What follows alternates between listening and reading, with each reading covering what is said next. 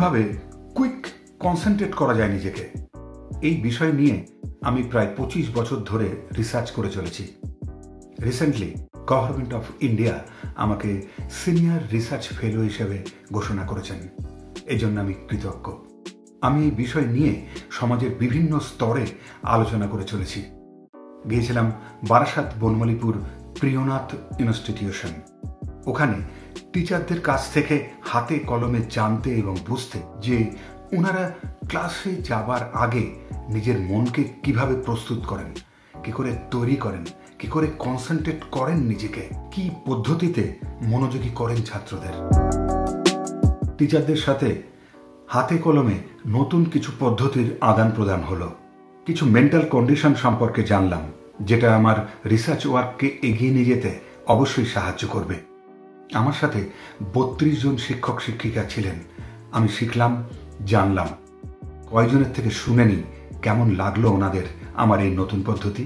নিঃসন্দেহে ভালো, রিফ্রেশিং, এবং এগুলো আমাদের ভীষণ দরকার।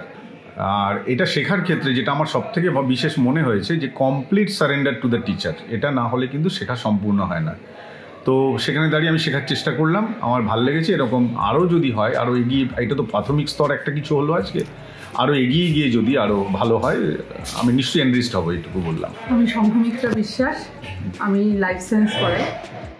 আমার সত্যি অনুষ্ঠানটা খুব ভালো লেগেছে এবং ভালো লাগার সাথে আরও একটু কথা বলছি যে আমার আরও শেখার ইচ্ছা আছে।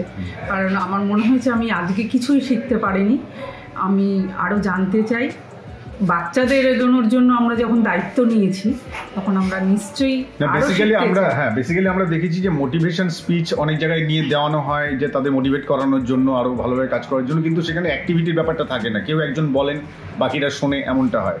কিন্তু এখানে যে ইন্টারেক্টিভ একটা সিস্টেম, হ্যাঁ, এটা কিন্তু ডেফিনেটলি খুব ভালো।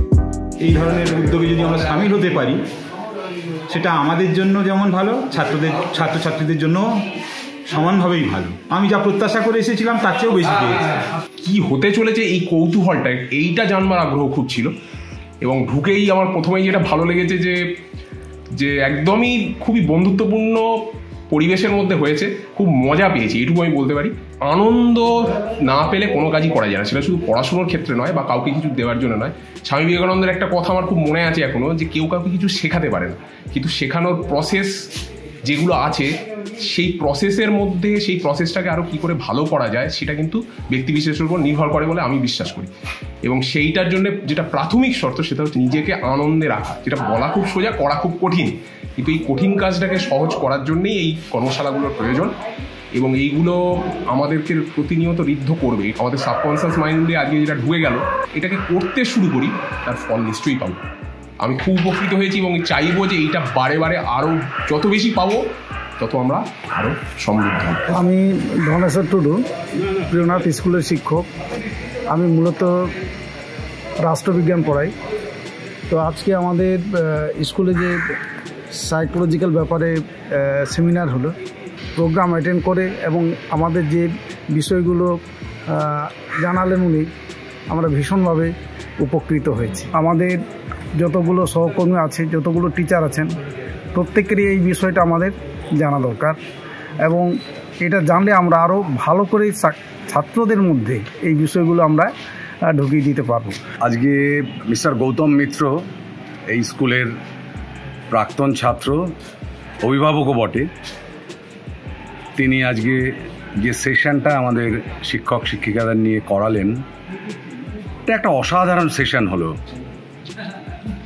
আমরা সকলেই পড়াচ্ছি, ছেলেদের নিয়ে রয়েছি, কিন্তু এই কাজটার মধ্যে যে এত কিছু করার আছে সেটাই কিন্তু আমাদের অনেকেরই অজানা ছিল। আজকে শ্রী মিত্র আমাদের ভেতরে আজকে কিছুটা বীজ বপন করে দিয়ে গেলেন, যাতে আমরা প্রতিনিয়ত প্রত্যেক দিন ছাত্রদেরকে সাথে সাথে নিজেদেরকেও উজ্জীবিত করে আরও সুন্দরভাবে ভবিষ্যতের জন্য তাদের তৈরি করতে পারি।